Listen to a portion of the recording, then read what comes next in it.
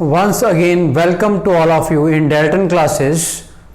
So if you haven't subscribed my channel yet, please subscribe it and do press bell icon. तो आज मैं आपके लिए लेके आया हूँ लेक्चर नंबर 6, जिसमें आज मैं आपको करवाऊंगा व्हाट इज पॉलेज एक्सक्लूजन प्रिंसिपल।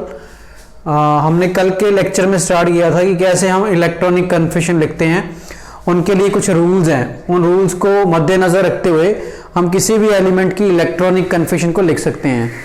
तो एक रूल हमने कल पढ़ लिया था जिसको हम बोलते हैं अफवू प्रिंसिपल। सेकंड आज करेंगे Pauli's exclusion principle. Okay, so let's start. Second number of rule is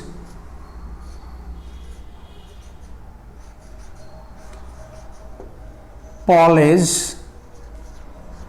exclusion principle. What is this principle? According to this principle,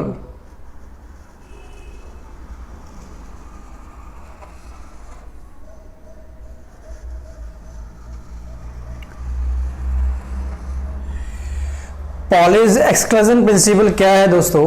इसके according to this principle, no two electrons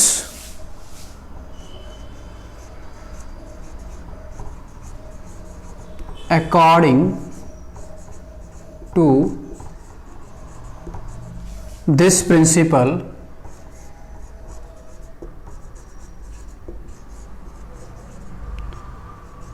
no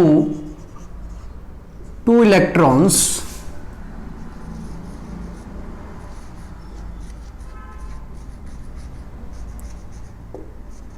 in an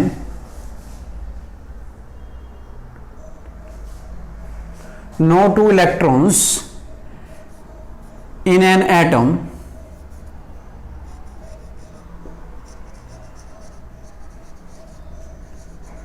have same value of have same values of all the four quantum numbers, all the four quantum numbers. Quantum numbers क्या होते हैं इसके बारे में हम पढ़ चुके हैं। 4 क्वांटम नंबर कौन कौन से हैं आपके? Principal quantum number, azimuthal quantum number, magnetic quantum number and spin quantum number. तो इस रूल के अकॉर्डिंग, इस प्रिंसिपल के अकॉर्डिंग ये क्या कहता है? प्रिंसिपल पॉलेज एक्सक्लूजन प्रिंसिपल के अकॉर्डिंग क्या है कि कभी भी कोई इलेक्ट्रॉन किसी एटम के अंदर, उसके लिए चारों क्वांटम नंबर की वैल्यू सेम नहीं होगी। कौन कौन से 4 क्वांटम नंबर? सबसे पहले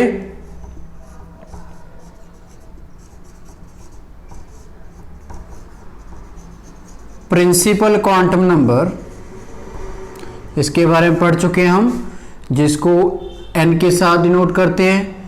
second is azimuthal quantum number,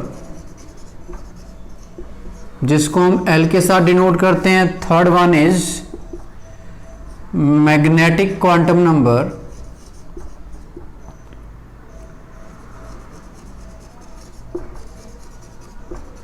जिसको ML के साथ डिनोट करते हैं। And the fourth last one is spin quantum number,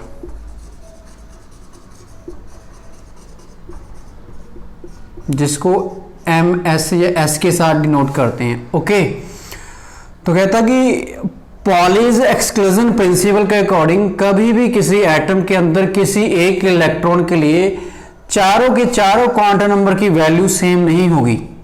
कोई 3 की हो सकती है सेम, चौथे की सेम नहीं होगी। ओके, तो बेसिकली ये 3 की वैल्यू सेम होती है, principal quantum number, azimuthal quantum number, magnetic quantum number. जिस क्वांटम नंबर की वैल्यू सेम नहीं होती है वो होता है आपका स्पिन क्वांटम नंबर। तो इसके ऊपर ही बात की थी पॉलेज एक्सक्लूजन प्रिंसिपल के अंदर। ओके, तो इसके अकॉर्डिंग क्या है कि according to this principle no two electrons, किसी भी एटम के अंदर कोई 2 इलेक्ट्रॉन के लिए चारों क्वांटम नंबर की वैल्यू सेम नहीं होगी। ओके, चार क्वांटम नंबर कौन कौन से हैं? Principal, azimuthal, magnetic and spin.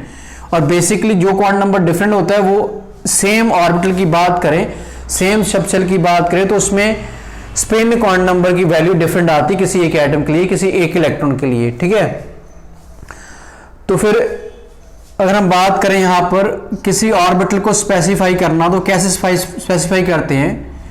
N orbital is specified bye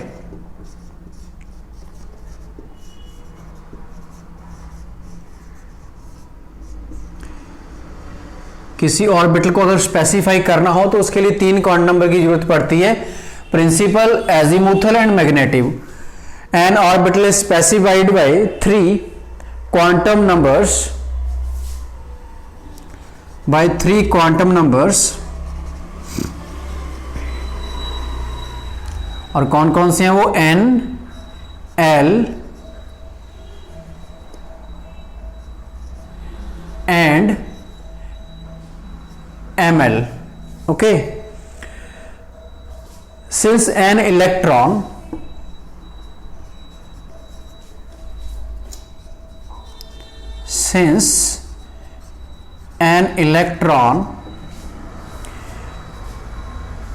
in an orbital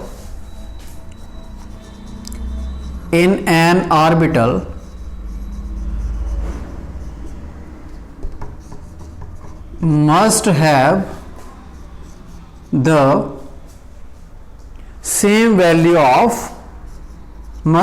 the same value of n, l and ml। जैसे मैंने आपको पहले बताया कि किसी एक ऑर्बिटल के अंदर जो एक इलेक्ट्रॉन पड़ा हुआ है उसके लिए तीन क्वांटम नंबर की वैल्यू हमेशा सेम होगी, प्रिंसिपल, एजीमुथल और मैग्नेटिक की। Okay, and ml it follows that it can have two values of, और इससे हमें क्या पता लगेगा? it follows that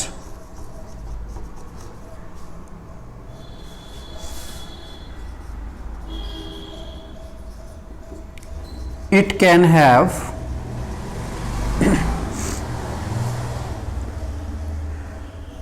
two values of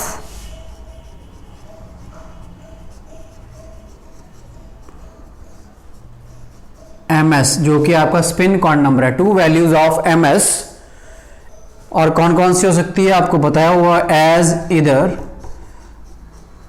वो क्लॉकवाइज हो सकती है, +1/2 हो सकती है, एज इधर +1/2 और एंटी क्लॉकवाइज हो सकती है -1/2।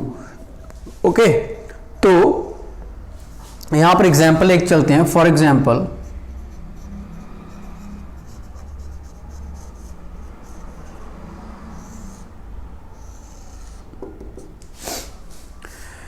मैं के शेल की बात करता हूं यहां पर। फॉर के शेल, आपके पास के शेल है। अब के शेल के लिए वैल्यूज लिखेंगे। के शेल के लिए प्रिंसिपल क्वांटम नंबर की वैल्यू क्या होती है स्टूडेंट्स? आपको पता है के सबसे पहला शेल है, उसके लिए एन की वैल्यू 1 है। अगर एन की वैल्यू 1 है तो उसके लिए एल की वैल्यू फाइंड करते हैं। एल की वैल्यू कैसे फाइंड करते हैं? फॉर्मूला क्या है? 0 to n-1। तो क्या वैल्यू है आपकी? 0 to n-1। कितना है ना आपका? 1, 1 - 1, 0 to 0 आ गया, वैल्यू सिर्फ 0 आई है। इसी तरह इसके लिए ml की वैल्यू लिखते हैं। ml की वैल्यू कैसे लिखते हैं? -l to +l। तो यहाँ पर 0 है l, तो 0 कभी प्लस माइनस की नहीं होगी, तो यहाँ सिर्फ 0 आएगा, क्योंकि -l to +l जाना हो तो 0 के लिए हम कुछ भी नहीं लिख सकते, 0 लिखेंगे। ओके ओके, तो ये आ गया। उसके बाद आ गया आपका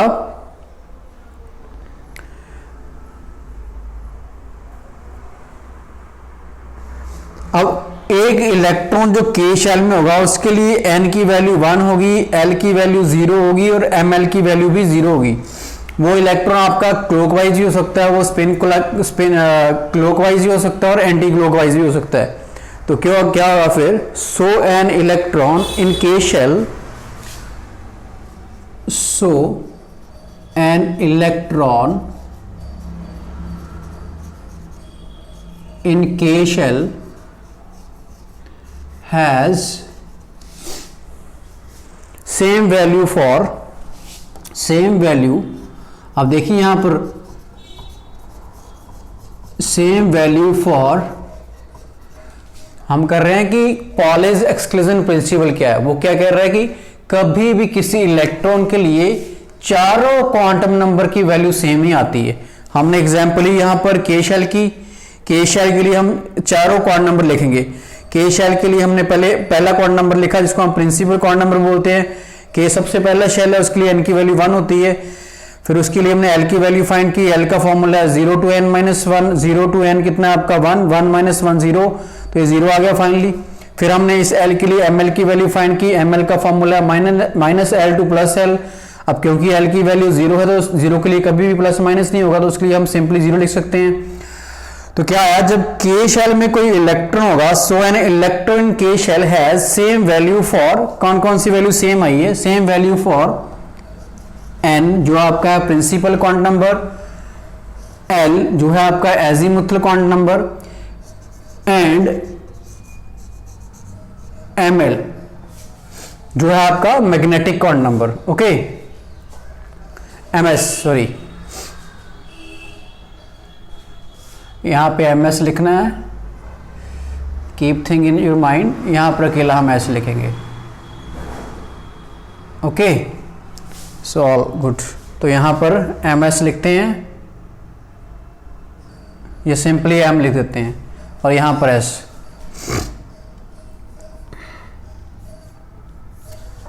यहां पर सिंपल m लिखते हैं।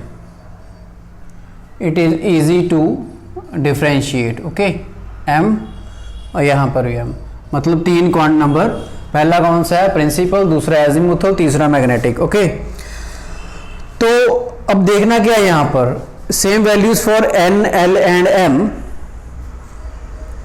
और वो कौन कौन सी ये भी लिखनी है हमने।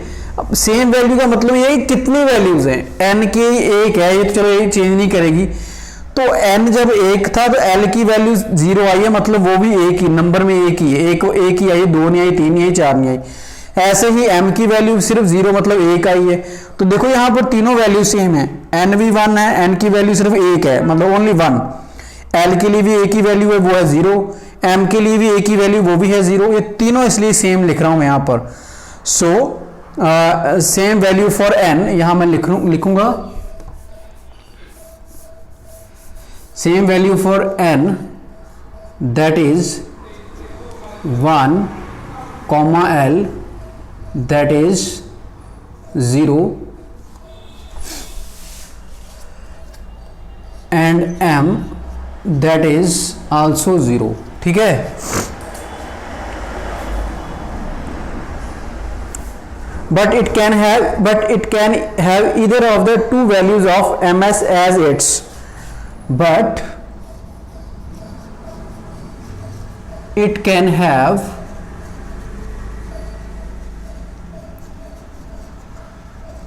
either of the two values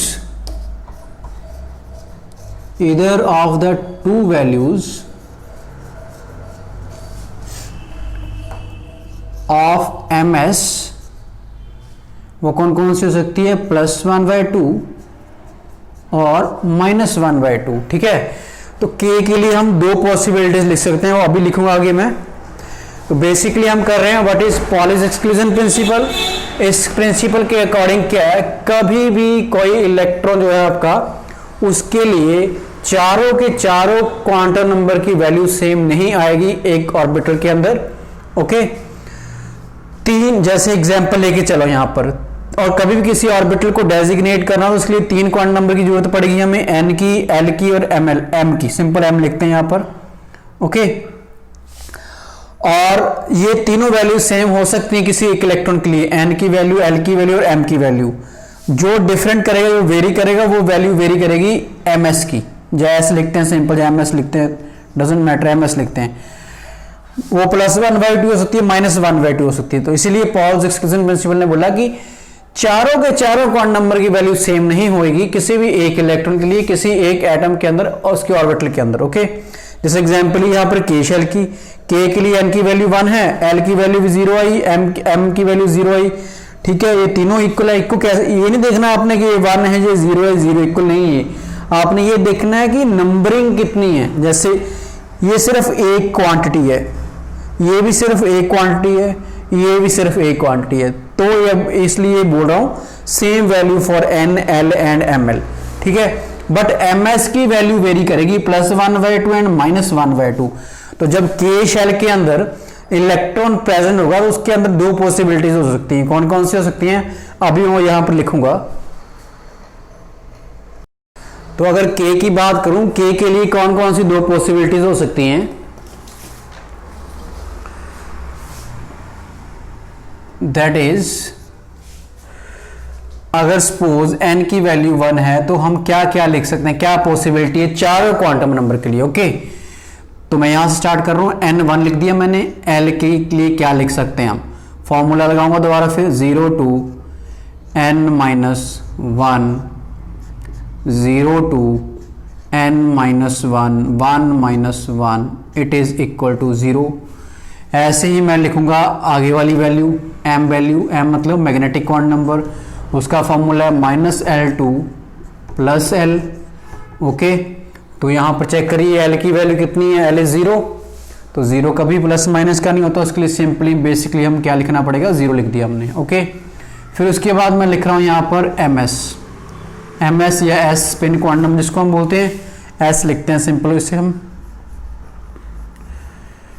तो स्पिन क्वांटम नंबर के लिए क्या वैल्यू हो सकती है, पॉसिबिलिटी दो ही है, क्लॉकवाइज या एंटी क्लॉकवाइज।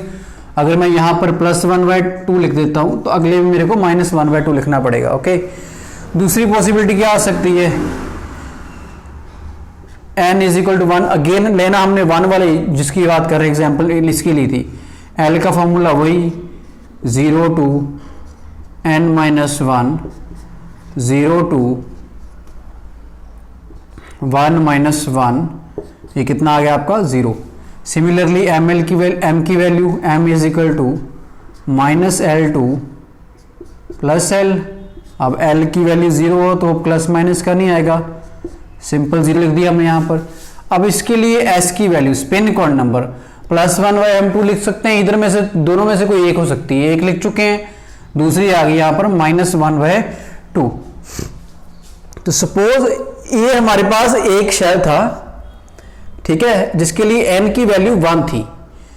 ओके, अब हमने इस n की वैल्यू 1 के लिए आगे वाले 3 जो डिफरेंट क्वांटम नंबर है उनकी पॉसिबिलिटी चेक की। ये आपका कौन सा है, दोबारा मैं रिमाइंड कराता हूं, n की वैल्यू हमें बताती है, sorry, n is your principal quantum number. Okay, ठीक है। अगर मैं L की बात करूं, what is L here, L is azimuthal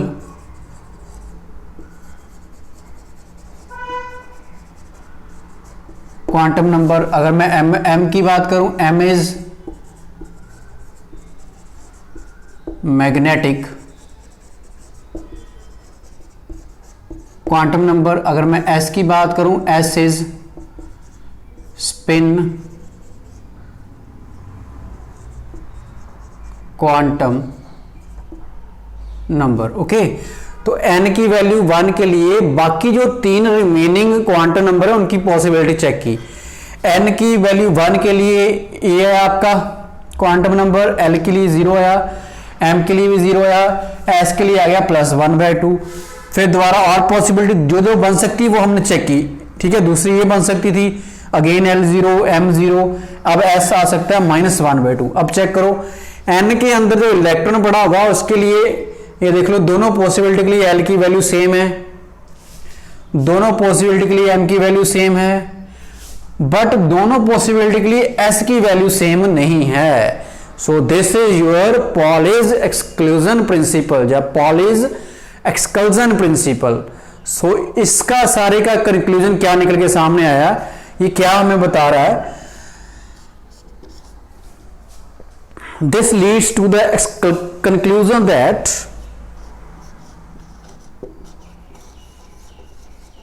this leads to the conclusion that an orbital can contain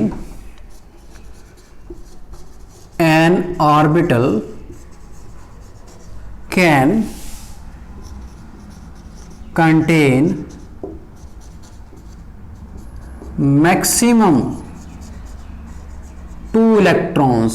so पॉलेज exclusion principal का सारे का कंक्लूजन निकल के सामने क्या आया कि कभी भी किसी ऑर्बिटल के अंदर 2 से ज्यादा इलेक्ट्रॉन हम नहीं लिख सकते. So this leads to the conclusion that an electron can contain maximum 2 electrons with opposite spin. जैसे एक +1/2 एक -1/2 with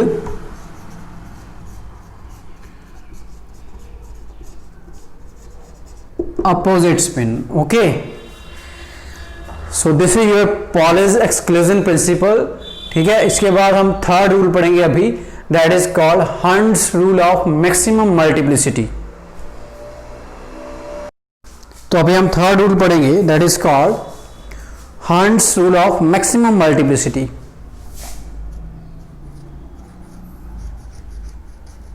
hunts rule of maximum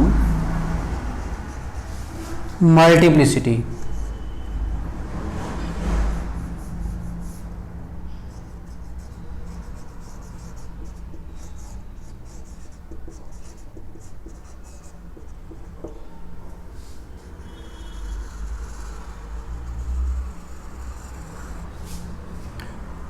तो बेसिकली पहले मैं आपको ये एग्जाम्पल लेके समझाऊंगा,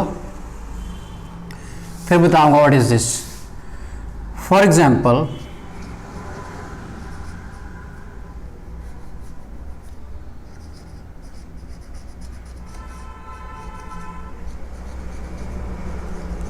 एन एलिमेंट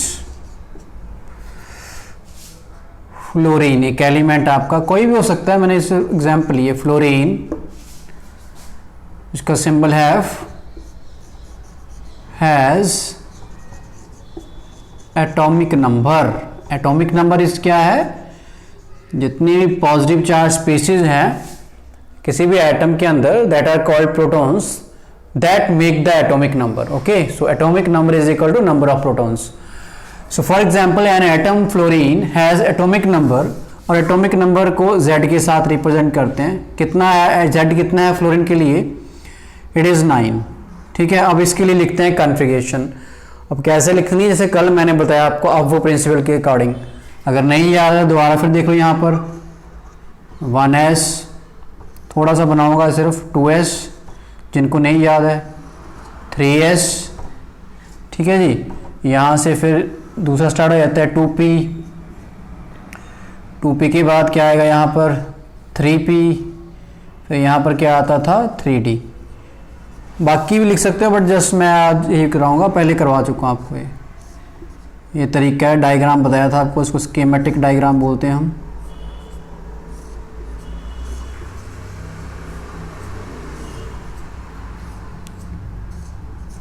तो इसके अकॉर्डिंग सीक्वेंस क्या बनता है, 1s 2s 2p 3s 3p 3p के बाद आएगा आपका 4s. यहाँ लिख लेते हैं, कंप्लीट कर लेते हैं इसको, थोड़ा सा ज़रूरी है ये 4s. ओके, अब ठीक है. तो 4s के बाद है 3d. और भी आगे लिख सकते हैं, बट यही लिखते हैं हम. ठीक है जी.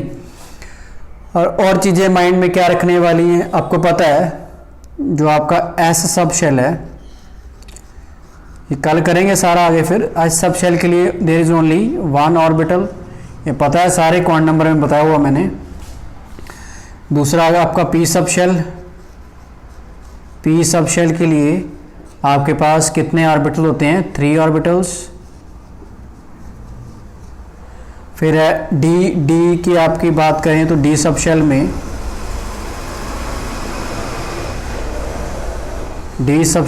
कितने ऑर्बिटल्स होते हैं, 5 ऑर्बिटल्स. ठीक है, और एक ऑर्बिटल में मैक्सिमम हम 2 इलेक्ट्रॉन लिख सकते हैं. Okay, so multiply by 2 here. Maximum number of electrons कितने आ गए, S में 2, P में 6, D में 10। What are they are electrons. Okay, ये सारा कुछ कर चुके हैं, जैसे आपको रिमाइंड करा रहा हूँ। अब 9 के लिए मैं लिखूंगा इलेक्ट्रॉनिक कन्फिगरेशन। इलेक्ट्रॉनिक कन्फिगरेशन कैसे लिखते हैं प्रॉपरली हम कल करेंगे, पहले थोड़ा सा करवाया उसके अकॉर्डिंग लिख के बता रहा हूँ आपको। तो अभी मैं लिखूंगा यहाँ पर 1s2, क्योंकि s के अंदर मैक्सिमम 2 लिख सकते हैं, मैंने लिख दिए। उसके बाद अगर 2s, फिर अगेन s है, s के अंदर 2 लिख सकते हैं मैक्सिमम, ये 2 इलेक्ट्रॉन, 2s2। फिर आ गया आपका 2p। अब 2p की बात करें तो 2p ये है p सब शेल, p के कितने ऑर्बिटल हैं, 3 ऑर्बिटल हैं। मैक्सिमम इलेक्ट्रॉन कितने लिख सकते हैं, 6। हमने कितने पूरे करने हैं, 9 पूरे करने हैं। हमें लिख कितने चुके हैं, 2 + 2 4 लिख चुके हैं। तो 9 कंप्लीट करने के लिए यहाँ हम 6 नहीं लिखेंगे, 6 लिखेंगे 10 हो जाएंगे, कितने लिखेंगे, 5 लिखेंगे। ठीक है जी। अब बात करते हैं इनकी ऑर्बिटल्स की। अगर मैं बात करूं s की, तो s का सिर्फ एक ही ऑर्बिटल है, ये भी s वाला, इसका भी एक ही ऑर्बिटल होगा।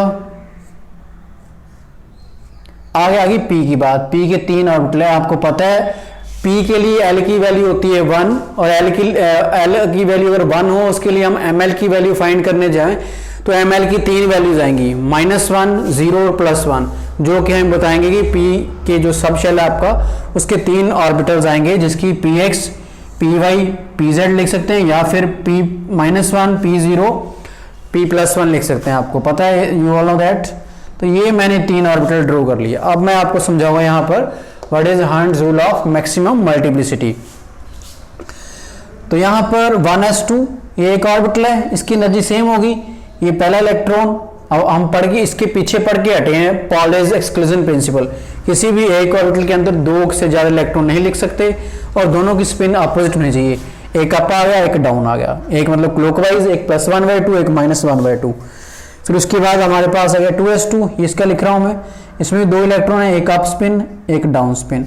ओके, फिर आ गया 2p5। अब ऐसा नहीं करना है कि सपोज आप लिख दो a2, जैसे हमने पॉलेज एक्सक्लूजन प्रिंसिपल पढ़ा है कि एक ऑर्बिटल है, इसमें मैक्सिमम 2 इलेक्ट्रॉन लिख सकते हैं, 2 लिख दिए अपोजिट स्पिन के साथ। इसमें भी 2 लिख सकते हैं, 2 लिख दिए। अब कितने बच गए, 5, आगे 1 लिख दिया। आप ऐसे फिलिंग करो कि सेम एनर्जी वाले ऑर्बिटल्स में इलेक्ट्रॉन की पेयरिंग ऐसे नहीं करनी है, पहले इलेक्ट्रॉन सिंगली फिल करने हैं, फिर इलेक्ट्रॉन की पेयरिंग करनी है। This is Hertz rule of maximum multiplicity. तो ऐसे ऑर्बिटल्स भरने का तरीका जो है, मेथड है, वो रॉन्ग है। ओके, तो सही गुड राइट मेथड क्या होगा, इसका तो एक ही ऑर्बिटल है, इसमें लिख दिए मैंने 2 इलेक्ट्रॉन्स, इसमें भी 2 इलेक्ट्रॉन्स। अब बात करूं यहां पर p वाले की,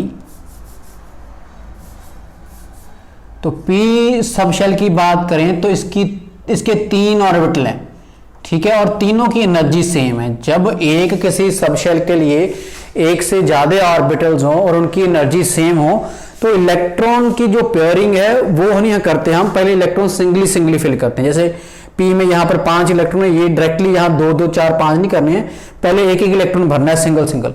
जैसे 1 2 3, फिर आगे जरूरत जितनी है लिखते जाओ, 4 5, आगे नहीं लिखना क्योंकि हमारे पास सिर्फ 5 है कन्फ्यूजन के according.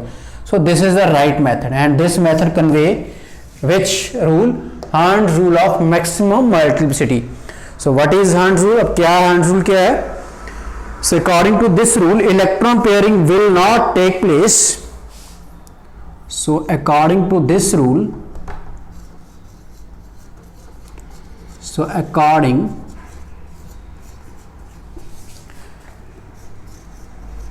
to this rule electron pairing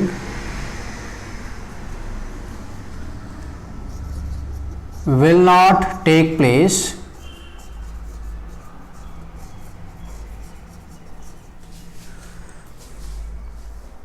in orbital of same energy,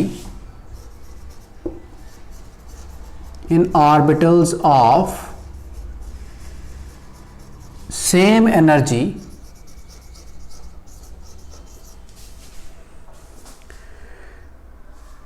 अब सेम एनर्जी वाले ऑर्बिटल्स कब आएंगे, जब वो सेम सबशेल को बिलोंग करेंगे। इसका मतलब सेम सबसेल होगा ऑर्बिटल्स का, तो उनकी एनर्जी सेम होगी। Until each orbital is singly field, जब तक अकेला अकेला ऑर्बिटल हम फिल नहीं करते। Until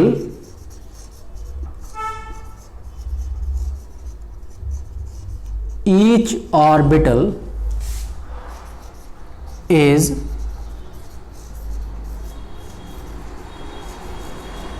singly filled. So this is a rule that is called Hund's rule of maximum multiplicity. I hope आपको अंडरस्टूड हुआ। Hund's rule क्या बोलता है कि जब किसी एक सब शेल के लिए ml की वैल्यू डिफरेंट आती है तो इसका मतलब है कि एक सब शेल के एक से ज्यादा ऑर्बिटल्स हैं। तो जब एक सब शेल के लिए एक से ज्यादा ऑर्बिटल्स होंगे उनकी एनर्जी सेम होगी, तो जब उनमें उनके अंदर इलेक्ट्रॉन्स की फिलिंग करनी है, इलेक्ट्रॉन्स की पेयरिंग नहीं कर देनी, क्योंकि हमने पॉलिस में पढ़ा है कि एक ऑर्बिटल के अंदर मैक्सिमम 2 इलेक्ट्रॉन आते हैं, तो डायरेक्टली आप शुरू से 2 लिख दो, 2 ऐसे लिख दो, नहीं, पहले एक एक इलेक्ट्रॉन लिखना है एक सब शेल के लिए जिसके एक से ज्यादा ऑर्बिटल हैं। ओके, लाइक यहां मैंने बताया आपको, पहले एक भरा, दूसरा, तीसरा, फिर चौथा, फिर पांचवा। So this rule is called hunts rule of maximum multiplicity. Okay, so only this much for today class, friends.